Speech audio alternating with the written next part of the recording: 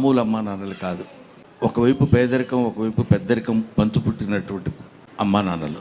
వాళ్ళు నా తల్లిదండ్రులని చెప్పుకోవడానికి, నా జీవితాన్ని ఒక మార్గం వైపు నడిపించడానికి మా నాన్న చెప్పిన మాట ఒక్కటే ఒకటి గుర్తుంది, ఇప్పటికీ చెప్పాలనిపిస్తుంది. ఎక్కడైనా చెప్తుంటాను కూడా, నాన్న నీకంటే నేను ఎక్కువ చదువుకోలేదురా, కానీ నాకు తెలిసిన విషయం ఒకటి చెప్తాను.